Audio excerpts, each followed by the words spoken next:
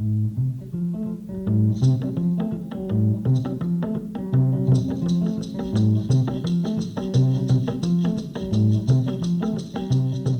Nazer is an ex-slave who clandestinely returned to her Nuba Mountains homeland in war-torn Sudan 22 years after being taken as a slave. Accompanying her was Baroness Cox, human rights campaigner and ex-deputy speaker of the House of Lords, who has visited Sudan over 30 times.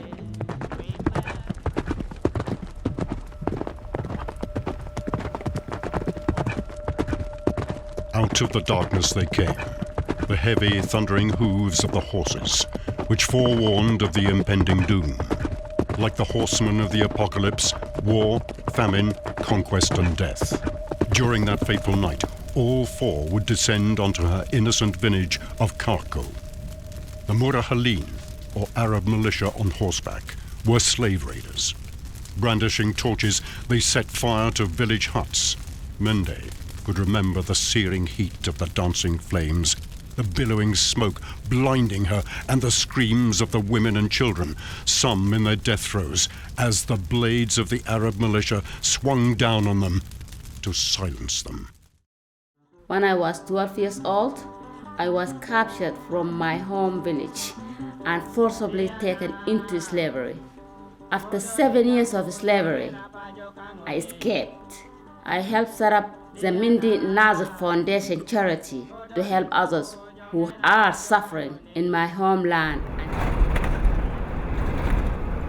The Nuba Mountains, 48,000 square kilometers or 19,000 square miles of mountains rising sharply from the arid plains of South Kordofan state, have become one of the front lines in a civil war which still counts slavery as a war bounty.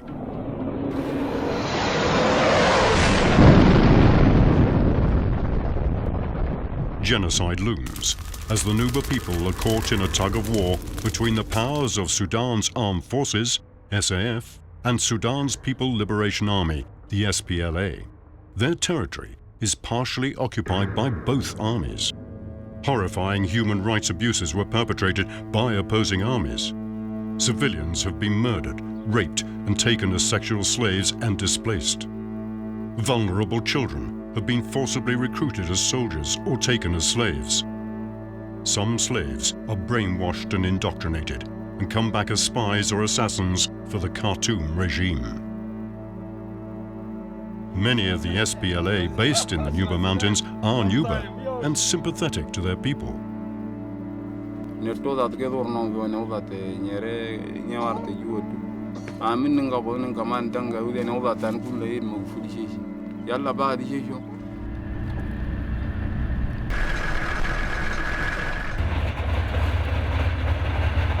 Last year we captured 5 T-55 and 2 APC BTR.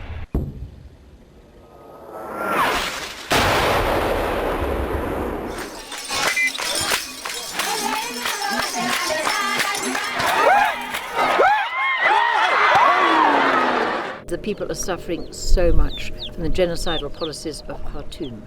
People have had to flee, some of them 4 times, from different places where they've been attacked by government of Sudan army. Old people who couldn't run have been burned alive in their homes.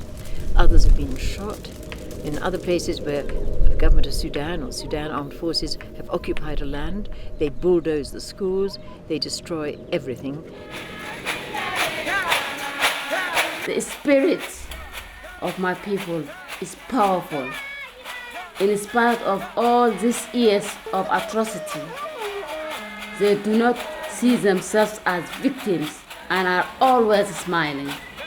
It is often me who breaks down and cries. Ironically, they tell me that I need to be strong.